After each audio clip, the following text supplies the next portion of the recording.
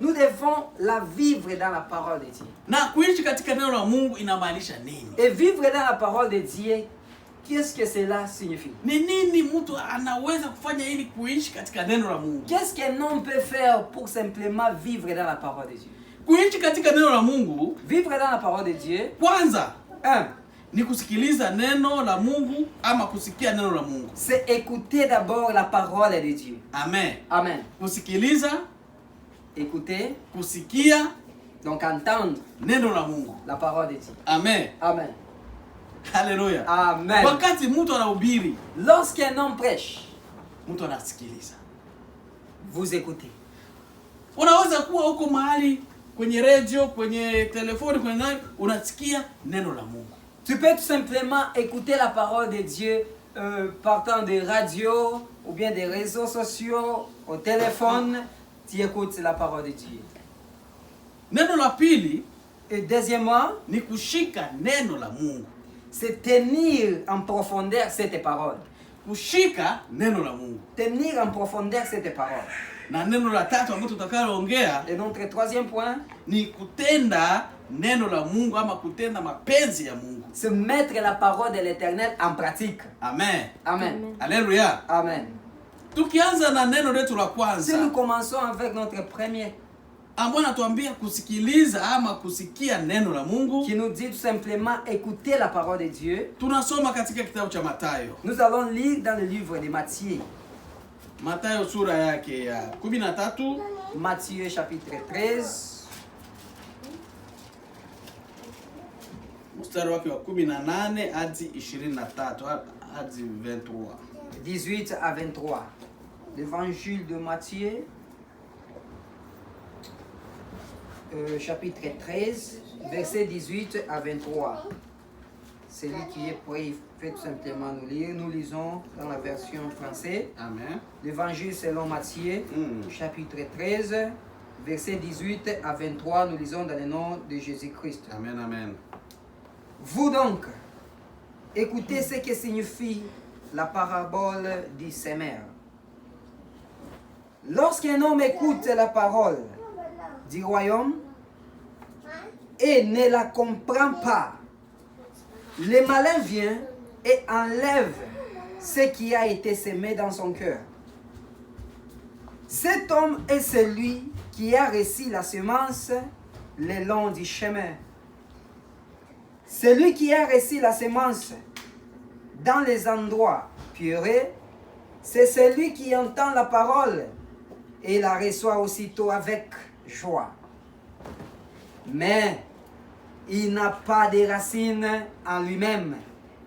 Il manque de persistance et dès que survienne une tribulation ou une persécution à cause de la parole, il y trouve une occasion de chute.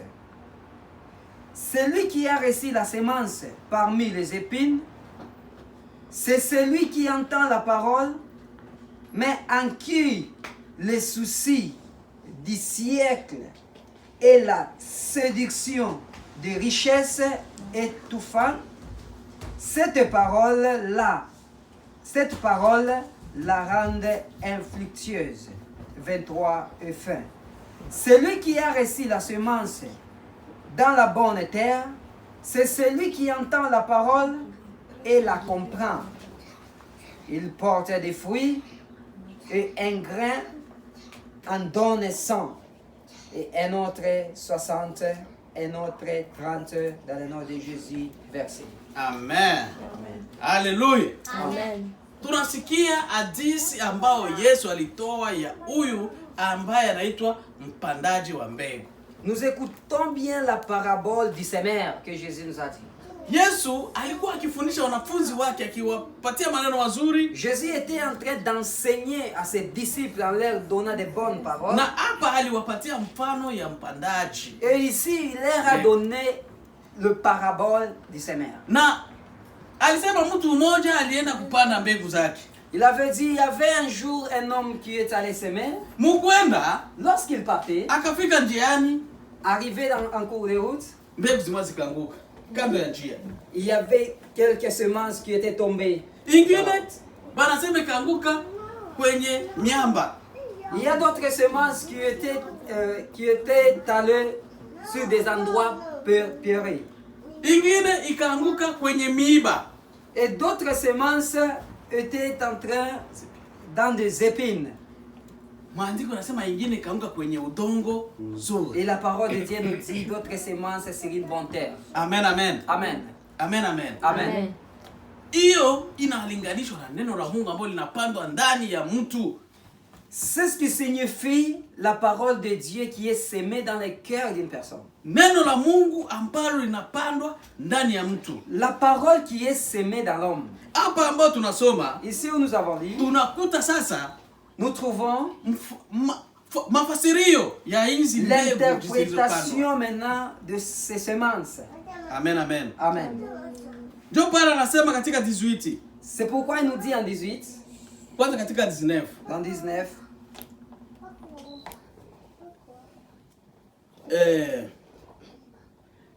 18 nasema basi ninyi sikieni mfano wa mpanzi. Okay? Kila mtu alisikiapo neno la ufalme asielewi. Amen. Amen. Asielewi. Maandiko yanasema nini? Asielewi nalo. Huja yule mwovu shetani akalinyakua lililopandwa moyoni mwake. Huyo ndiye anayepandwa katika karibu ya njia, kando ya njia. Huyu mtu, cette personne, maandiko yanasema mtu ambaye anasikia neno la Mungu. la parole de Dieu nous dit la personne qui écoute la parole de Dieu. Tujue kwamba tu katika neno letu la kwanza ambalo nasema inabidi kulisikia neno la Mungu. Amen. Amen. N'oublions pas que nous avons notre première tirée qui nous dit écoutez la parole de Dieu. Amen. Amen. Sasa, alors, huyu mtu cette personne ambaye anapandwa neno la Mungu qui sème la parole de Dieu analinganishwa na huyu ambaye na mbegu iliyoanguka katika kando ya njia. Il est comparé à cette personne, à cette semence qui était tombée en cours de route. Maandiko yanasema huyu mtu alilisikia neno. La parole de Dieu nous dit que cette personne a écouté la parole. Alilisikia neno. Il a écouté la parole. Amen. Amen. Lakini baada ya kulisikia neno, Mais après avoir l'écouté, hakulielewa. il n'a pas compris. Amen. Amen. Alisikia tu, Il a simplement écouté, lakini hakuelewa. mais il n'a pas compris. Kwa sababu hakuelewa, Parce qu'il n'a pas écouté, shetani naye anakuja. le malin était venu aussi. Shetani anasogea kwa sababu Le anaona madhaifu. diable aussi était arrivé parce qu'il avait vu une faiblesse. Anachukua lile neno ndani mwake. Il prend cette parole dans lui. Amen. Amen. Analichukua ndani yake. Il prend cette parole. Huyu mtu alilisikia neno. Cette personne a écouté la parole. Alisikia mahubiri. Il a écouté bien de prédication. Kuna wengi leo wanaanza sikia kwenye YouTube, alisikia kwenye YouTube neno. Il y a d'autres personnes, beaucoup de gens aujourd'hui, ils écoutent même sur YouTube des prédications. Lakini neno yeye alisikia kijuujuu, hakulielewa. Mais cette parole qu'il a écoutée, il a simplement écouté là, mais il n'a pas compris. Amen. Amen. Shetani anakuja anaichukua. Parce que le malin vient et puis l'enlève. Ni udhaifu ambao sisi Wakristo tunao. C'est une faiblesse que nous chrétiens nous avons. Wakati unasikia neno la Mungu, Lorsque tu écoutes la parole de Dieu, jitahidi kulielewa na kuliweka ndani fais mwako. du tout pour la comprendre et pour vivre. Amen. Amen. Kwa sababu unaposikia neno, kuna mwingine hapa hataki usikie lile neno. Parce que lorsque tu écoutes cette parole, il y a peut-être à côté de toi une personne qui ne veut pas que tu puisses l'écouter. Kuna huyu ambaye anatushitaki kila siku, hataki tulisikie neno. Il y a celui qui est l'accusateur, qui nous accuse chaque jour afin que nous ne puissions pas bien écouter la parole. Kwa sababu anajua neno litatuweka kuwa huru. Parce qu'il connaît que la parole va tout simplement nous mettre libres. Ndio maana anatuwinda C'est kila pourquoi wakati. tout le temps il veut toujours. Wakati unaposikia neno, Lorsque tu écoutes la parole, unapolisoma neno lorsque katika tu lis la Biblia, parole dans la Bible, shetani kupembeni pale. le diable est toujours à côté. Ukileta ka udhaifu, Lorsque tu manifestes une faiblesse, ukiingiza hali nyingine ya isiyokuwa ya kumpendeza Mungu, lorsque tu reçois une attitude qui n'est pas bonne au devant de Dieu, hapo napandwa kando ya njia. là maintenant tu es séparé. Hapo napandwa kando ya njia. Là où maintenant tu es semé dans la route. Kumbe inabidi tulisikie neno Alors il nous faut bien écouter la parole na tulishike. et que nous puissions la détenir. Amen, amen. Amen. Tunasikia wa pili. Deuxième tiré. Naye aliyepandwa penye miamba. Miamba iko sa kwenye udongo wenye kwe dur. La semence qui a été tombée dans les lieux pierreux. Là où il y a des pierres. Yes. Oui. Yani iko ya mawe. Amen, amen. Amen. Maandiko nasema nini? La parole de Dieu nous dit ceci. Huyu naye Cette personne, analisikia neno la Mungu, il écoute la parole de Dieu. Akalipokea mara kwa furaha. Il reçoit joyeusement cela. Lakini Mais hana mizizi ndani yake. il n'a pas de racines dans lui. Bali udumu kwa muda. Parce que cette parole vit simplement pour un peu de temps. Akitukia pakikuja ziki. Si maintenant il y a des persécutions, des tribulations, Ama shida. ou bien des problèmes, Ama magonjwa. ou bien de maladies, Ama kitu ou fulani. bien quelque chose, Huyu mtu cette personne, anazofika. il est découragé. Anazofika. Il est découragé. Maandiko nasema hapa La parole kwa dit- sababu neno alina mizizi ndani Parce mwake. que la parole n'a pas de racines dans lui. Neno linabidi likuwe na mizizi ndani ya maisha yetu. Il faut que la parole ait des racines dans nous. Wakati tunaposoma neno, Lorsque nous lisons la inabidi parole, tulishike, nous devons la inabidi maintenir tuliheshimu et la respecter. na mara kwa mara kuwa katika hali ya utakaso. De temps en temps, être toujours dans la vie de la sanctification. Tukienda kinyume ya mapenzi ya Mungu, Si nous allons contrairement à la parole de Dieu, ijapokuwa tunasoma neno malgré que nous lisons na la parole, tunalifurahia, et nous la lisons joyeusement, lakini kwa sababu atudumu ndani ya Mungu vizuri, mais si nous ne sommes pas bien plongés dans la présence de Dieu, pakikuja tukajaribu kadogo, si peut-être que quelque chose s'élevait comme tentation, pakikuja tukabugonjwa kadogo kana si une kusumbua, maladie vient tout simplement, pakikuja kamutikiso kadogo, s'il y a quelque chose qui vient maintenant pour te bousculer, unaona huyo Mkristo tu verras cette personne, anatoka katika mapenzi ya Mungu, il va simplement aller à côté. anaacha mapenzi ya Mungu Il va maintenant laisser la volonté de na Dieu. anaanza kumtukana Mungu, Il commence maintenant à injurer le anaanza Seigneur. kumziaki Mungu. Il commence à blasphémer le Seigneur. Mungu uko wapi? Ona gisi mimi nasomaka neno, mimi iko hivi, ona Toi, Dieu, tu es où? Moi, je lis la parole. Maintenant, tu es où? Amen, amen. Amen. Kamtikiso kadogo tu. Juste quelques secousses. Ukristo wako haujakuwa na mizizi. Ta chrétienté n'a pas de racines. Utumishi wako haujakuwa na mizizi. Donc, le fait d'être serviteur de Dieu, donc tu n'as pas de racines. Inabidi ulisikie neno Il faut que tu puisses écouter la parole, na uliishi. que tu puisses aussi la vivre. Amen, amen. Amen. Tunasikia watatu naye. Troisième tiré. Watatu naye ni nini ilikuwa? Qu'est-ce qui s'était arrivé? Maandiko nasema hivi. Naye aliyepandwa kwenye miiba, huyo ndiye alisikiaye lile neno la Mungu na shughuli za dunia. Udanganyifu wa mali ulimsonga, ili neno likawa alizai. Amen. Amen. Tunasikia mwingine watatu, ingine mbegu La parole. ni neno la Mungu ambalo mtu anasikia. Amen. Amen. La semence, c'est la parole de Dieu que nous écoutons. Hapa tunaongea, tunalisema, tunalipanda ndani ya kila Mkristo. Parce que pour le moment, en tant que nous la parlons, nous allons tout simplement, nous sommes en train de la semer Amen. dans vos vies. Amen. Tunasikia huyu watatu naye, Nous comprenons bien cette neno hili personne. lilipandwa mahali ambapo kuna miiba. Cette semence est tombée là où il y a des épines. Kwenye kuna miiba, Là où il y a des épines.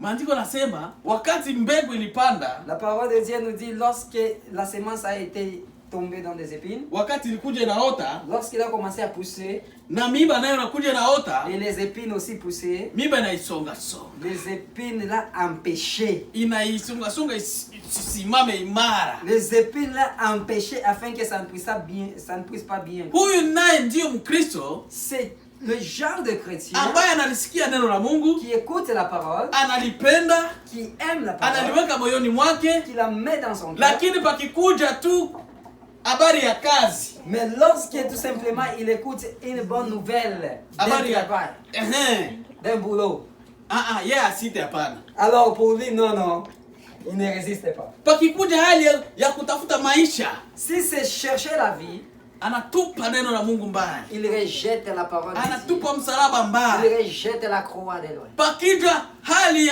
ya kutafuta mali, wewe hapo utapata pesa, Si c'est l'affaire maintenant de chercher de richesse, huyu naye anatupa mbali neno la Mungu. cette personne rejette la parole Anasongwa na maisha, parce qu'il est coincé avec la vie. anasongwa na maisha ya Il dunia. est coincé avec les siècles à présent. Amen. Amen.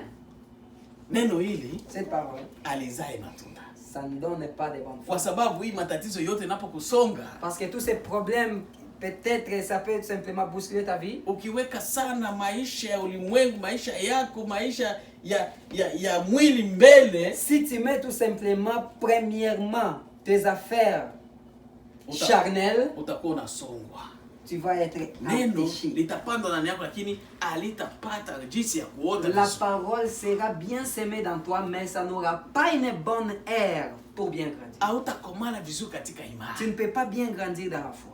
Inabidi wakati zimoya, Il faut quelque part, wakati shida inakuya, wakati kunakuya shughuli inakuja, de temps en temps, lorsque tu auras peut-être quelque chose de secousses, usilisahau neno.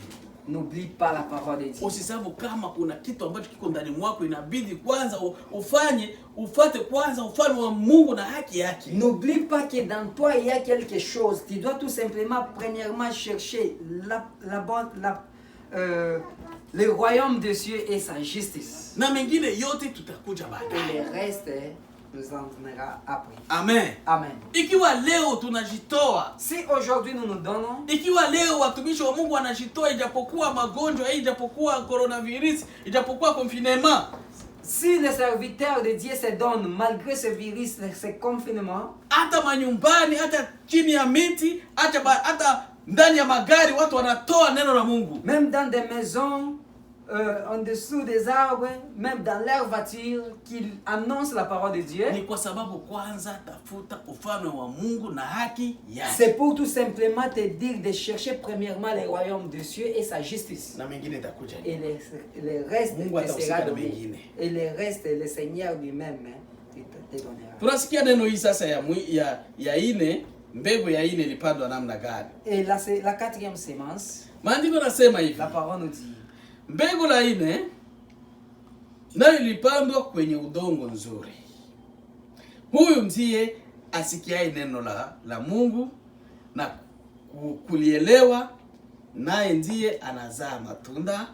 Huyu 100 na huyu 60 na huyu 30. Amen. Amen. Maandiko nasema sasa, La parole nous dit, huyu naye ambaye alipandwa katika udongo nzuri, cette personne à qui la sémence est tombée sur une bonne terre, mbegu inaota vizuri. la sémence a bien poussé. Inaota vizuri. La sémence a bien poussé. Inanenepa.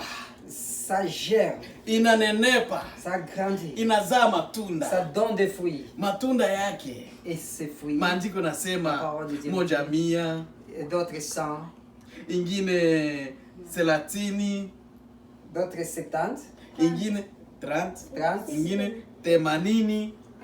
et 80. Amen. Amen. Donc huyu ndiye anazaa matunda. Alors cette personne, c'est celui qui donne des bons fruits. Hii ndio mfano ya Mkristo anahitajika kuwa.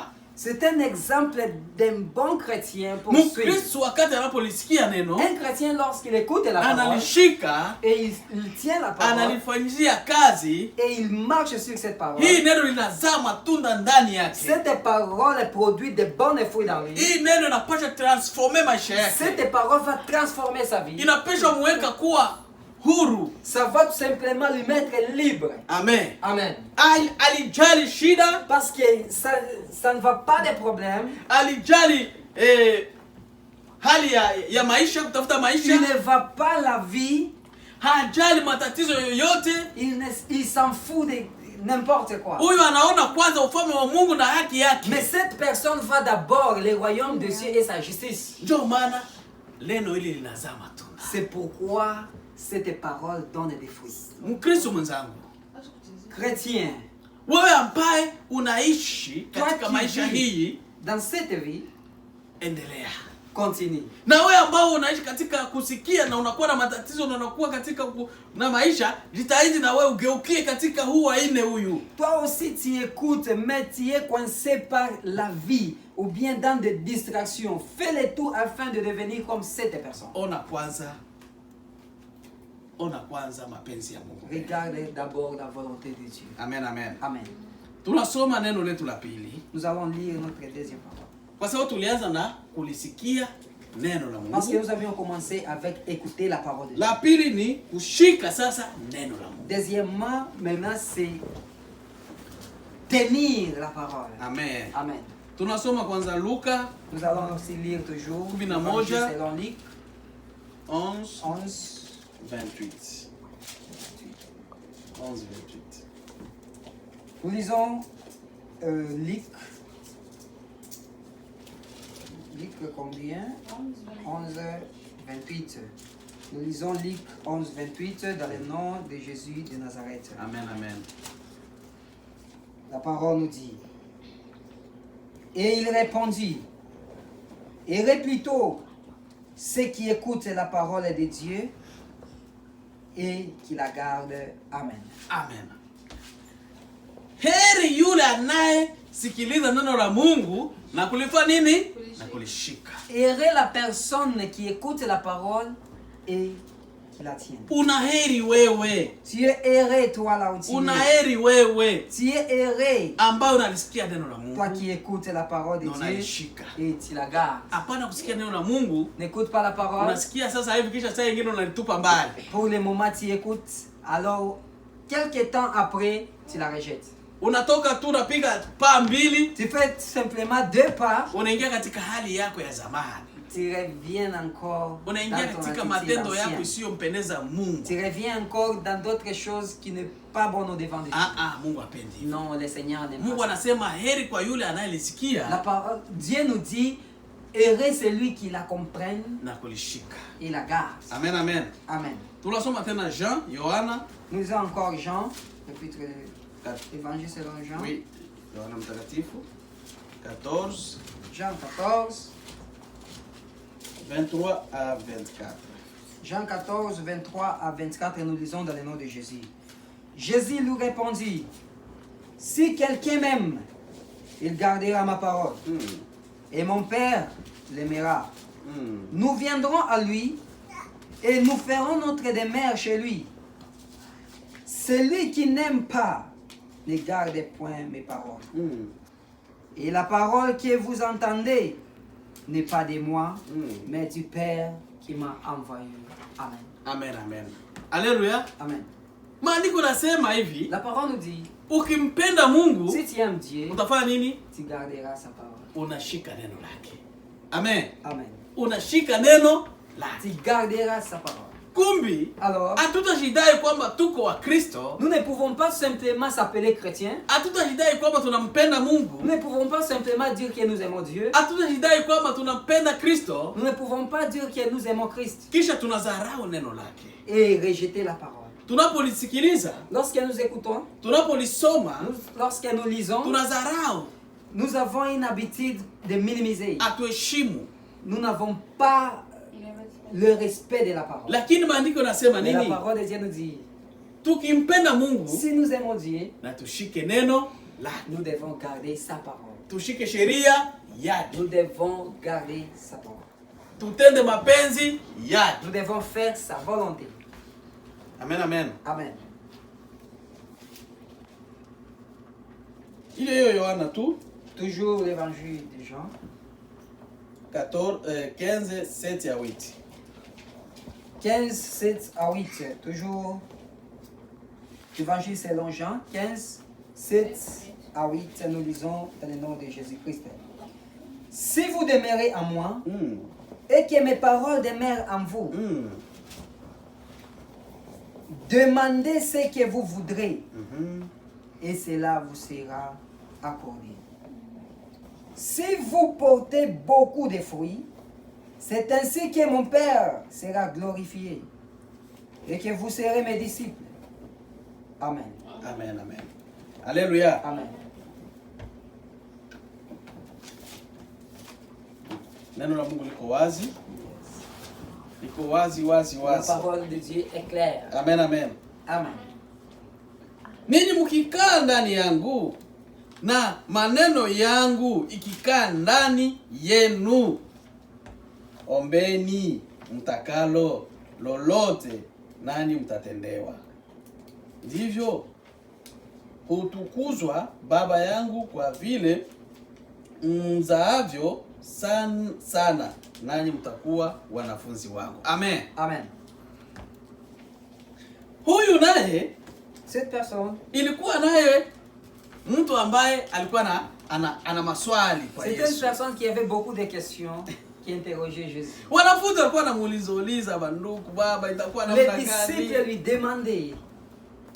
Yesu akamwambia nini? Jésus leur répondit. Ninyi mkikaa ndani yangu. Si vous demeurez en moi, Kwanza sisi tukuwe ndani ya nani? Ya Kristo. premièrement, nous devons demeurer dans qui? Dans Jésus. Na maneno yake Et que mes paroles, ikae ndani yetu. et que sa parole demeure en nous.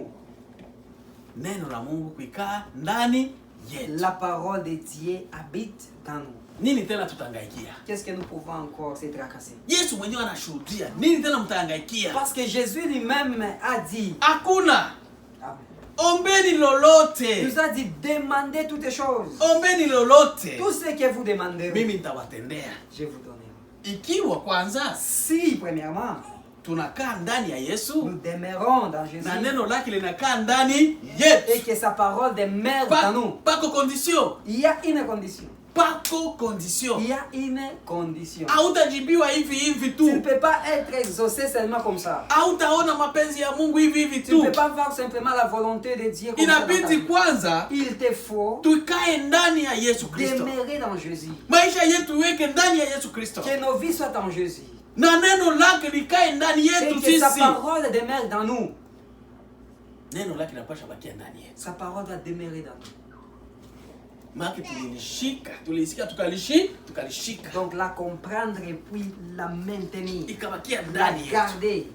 Kwa Et hiyo que ça puisse rester dans nous. hakuna tena condition. Alors, lorsque nous faisons ceci, il n'y a point de Kwa kutoa mahitaji yako mbele ya Mungu hakuna condition. il n'y a pas de condition maintenant si la parole demeure à toi. Kwa sababu ulishatimiza. Parce que tu l'as déjà en nous. Ndugu yangu, acha neno la Mungu likae ndani yako. Lorsque la parole de Dieu habite en vous. Amen, amen. Amen. Haleluya. Amen. Neno letu la tatu Notre troisième point, ni kutenda sasa lile neno. c'est vivre maintenant cette parole.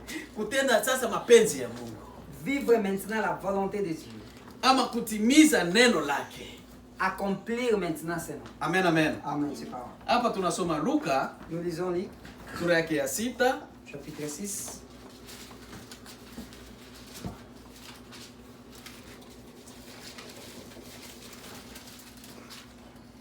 sisi 46 ya 49. 46 à 49. Makumi ine na sita hadi makumi ine na kenda. Luc 6, 46 à 49, nous lisons dans le nom de Jésus. Pourquoi m'appelez-vous Seigneur, Seigneur, et ne faites-vous pas ce que je dis? Je vous montrerai à qui est semblable tout homme qui vient à moi. Amen, amen. Entends mes paroles et les mets en pratique. Il est semblable à un homme qui, bâtissant une maison, a creusé profondément et a posé les fondements sur les rocs. Une inondation est venue et les torrents s'en jetaient contre cette maison sans pouvoir l'ébranler parce qu'elle était bien bâtie. 49. Mais celui qui entend et ne met pas en pratique est semblable à une personne qui a bâti une maison sur la terre sans fondement. Les torrents se jetaient contre elle. Aussitôt, elle est tombée. Et la ruine de cette maison a été grande. Amen. Amen. Haleluya. Amen, amen. Amen. Tunasikia ingine mfano ambao Yesu alitoa. Nous avons bien écouté un exemple que Jésus nous a offert. Anasema basi kwa nini mnaniita Bwana Bwana? Pourquoi m'appelez-moi Seigneur, Seigneur? Niko naambia hawa watu. Il disait à ces gens.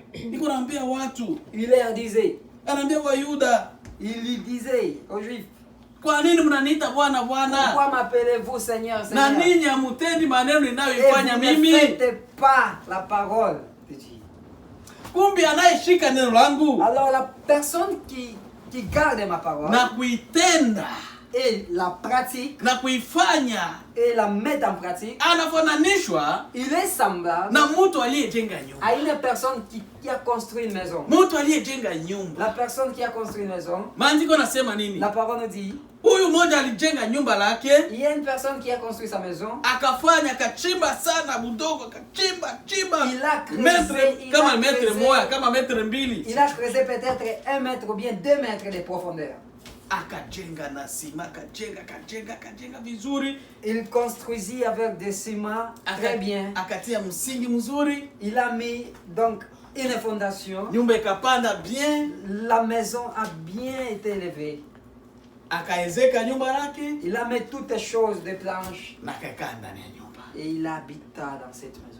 Maandiko nasema, la parole nous dit, wakati upepo ulikuja, lorsqu'il y a un vent impétueux, wakati upepo ulivuma, lorsque le vent est venu, nyumba hii haikutikisika. Cette maison n'a pas été bougée. Nyumba hii haikutikisika. Cette maison n'a pas été bougée. Kwa sababu gani? Pourquoi?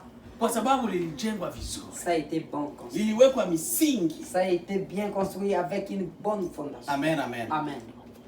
Huyu anayefanya mapenzi ya Mungu, la personne qui fait la volonté de Dieu, analinganishwa na huyu Mungu. Il est semblable à cette. Kwa sababu unakuwa imara, unakuwa dur. Parce que tu deviens dur. Hata misukusuku ya ulimwengu ikushike. Même les problèmes de ce monde peuvent venir. Hata problème ikukamate. Même les problèmes peuvent venir. Hata magonjwa ikukamate. La maladie peut venir. Hata mahitaji mbalimbali uwe nayo ya ajabu. Même quelque requête que toi tu as. Maandiko nasema, la parole dit, huyu mtu hatatikisika. Cette personne ne peut pas. Kwa sababu neno ambalo alilosikia, parce que la parole qu'il a écoutée, alilichimbia, il l'a creusé, na akajenga vizuri maisha yake ya kiroho. Il a bien construit sa vie spirituelle. Akajenga vizuri maisha yake ya kiroho. Il a bien construit. Hakuna upepo inaweza tikisa maisha yake ya kiroho. Il n'y a pas de vent qui peut bousculer sa vie spirituelle. Amen. Amen. Huyu ndiye anayelisikia neno la Mungu na kulitenda na kulishika na kulifanya. C'est cette personne qui a bien écouté la parole de Dieu et la mettre en pratique et marcher selon ça. Anaenda katika sheria za Mungu. Il parle selon la volonté de Dieu. Maandiko nasema kuna mwingine, la parole de Dieu nous dit, ambaye naye akakuja naye no, akaona mchanga iko vizuri. Il avait vu tout simplement là où il y avait du sable. Akaona hapa kabisa kuko hewa ya bien pembeni ya bahari. Il avait vu qu'ici il y a un bel air parce que c'est à côté d'une rivière. Akaleta miti kama ni miti kama ni nani yake akajenga tu yulu tu. Il a construit sur le sable. Juu ya mchanga tu akajenga hapo. Sur le sable il a construit. Nyumba ikaangara ikameremeta ya uzuri kabisa. La maison était bonne au devant des gens. Amen. Amen. Lakini hii nyumba hii, mais cette maison haina misingi. Ça pas de racines. Haina misingi. Ça pas donc de racines. Haina fondement iliyo imara. Ça pas de fondation bien quoi. Amen. Amen. Huyu ndio huyo Mkristo. Cette personne est semblable ambaye à un chrétien analisikia neno la Mungu, qui écoute la parole de Dieu. Lamba alishiki, mais il ne prend pas cela en considération. Na anashindwa kulitenda neno la Mungu, kutenda mapenzi ya Mungu. Il n'arrive pas à faire la volonté de Dieu. Huyu ni Mkristo mvuguvugu. C'est un chrétien qui n'est pas posé. Amen. Amen. Ni Mkristo ambaye mguru moja kwa Mungu. C'est un chrétien donc qui a un pas à Dieu, ingine mguu mdunia. un autre pied dans le monde. Amen. Amen. Ingine pa kwa Mungu, Le pied à Jésus ingine mshughuli zake. et un autre pied dans le monde. Amen, amen. Amen. Huyu ndiye anayefananishwa na anayejenga nyumba kwenye mchanga. C'est un chrétien qui est semblable à une personne qui construit sa maison sur le Pakikuja ka sable. upepo kadogo tu, Lorsque juste il y a un petit vent, pakikuja kavurugu kadogo tu, lorsqu'il y a quelques troubles, nyumba yote inapeperuka, toute la maison tombe. nyumba yote inaanguka. Toute la maison tombe. Huyu ni Mkristo ambaye C'est un chrétien alishike neno la Mungu vizuri qui ne tient pas bon la na parole de atende Dieu. mapenzi ya Mungu anayotaka. Et il ne fait pas la volonté de Dieu telle que Dieu. Ndio maana Yesu akatwambia, kwa nini unaniita Bwana Bwana? C'est pourquoi Jésus m'a dit, Unanisumbua kuniita Bwana Bwana, kwa nini? vous Seigneur, Seigneur. Na wewe hutaki kutenda yale ambayo ninataka Et tu ne mimi. fais pas ce que moi je veux. Kumbi eri ulinganisho na yule ambaye alifanya msingi imara. Alors, il faut être semblable à celui qui a construit avec une fondation. Kuliko yule ambaye alifanya nyumba yake bila msingi na akaujenga kwenye mchanga. Au lieu d'être semblable à cette personne qui a construit sa maison Inabidi sans imani yetu fondation. iwe na mizizi. Il nous faut que notre foi ait des fondations. Il faut imani yetu iwe na mizizi, iwe na Il faut que la foi que nous avons ait des racines. Tusikuwe na imani ya mwehewa. Nous ne pouvons pas tout simplement avoir la foi en vain. Kwa sababu kadogo tu Parce qu'il y a juste un problème. tunapeperuka. Mkristo mwenzangu, Chrétien, neno la Mungu linatushauri la sote. parole de Dieu nous dit. Amen. Amen. Linatuambia vizuri sana. Ça nous parle. Ni vizuri tena ni lazima Et c'est bien et c'est très important kulitenda neno la Mungu de mettre la parole de Dieu en pratique. na kulitimiza neno la Mungu Et le mettre en pratique jinsi linavyotaka. tel que ça y est. Amen, amen. Amen. Amen. Tumeamua kumfuata Yesu Kristo, Nous avons décidé de suivre Jésus. basi tulitende kazi neno lake. Donc nous devons pratiquer sa parole. Tushike maagizo yake. Nous devons suivre les commandements.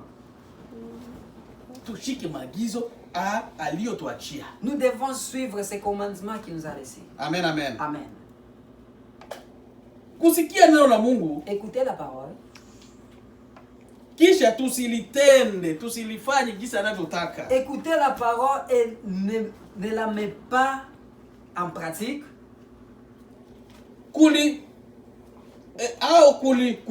Kuilinda neno la Mungu. Ou bien protéger la parole de Dieu. Kulitenda neno la Mungu Donc pratiquer. kama inavyosema Yesu mwenyewe alivyosema. Donc nous devons la pratiquer comme Jésus nous a dit. Utakuwa kama huyu mtu aliyejenga nyumba yake kwenye mchanga.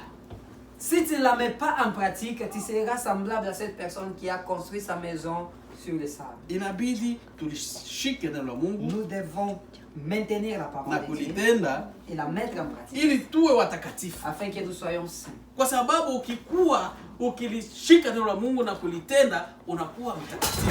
Si tu prends la parole de Dieu et tu la mets en pratique, Na Yesu akija, et lorsque Jésus reviendra, lorsque Jésus reviendra, utakuwa tayari. tu seras prêt. Utakuwa Tu tayari seras prêt kwenda naye, de partir avec, kwenda na Yesu Kristo. d'aller avec Jésus. Kwa sababu hii ndio objectif ya kila Parce que Mkristo. c'est ça l'objectif de Wakati tout un chrétien. tunaposikia neno la Mungu, Lorsque tu écoutes la parole, wakati tunatenda mapenzi ya lorsque tu Mungu, fais la volonté de wakati Dieu, tunafanya mapenzi ya Mungu, lorsque tu fais la volonté de tunakuwa Dieu, tunakuwa na paa mbele ya Bwana, tunakuwa na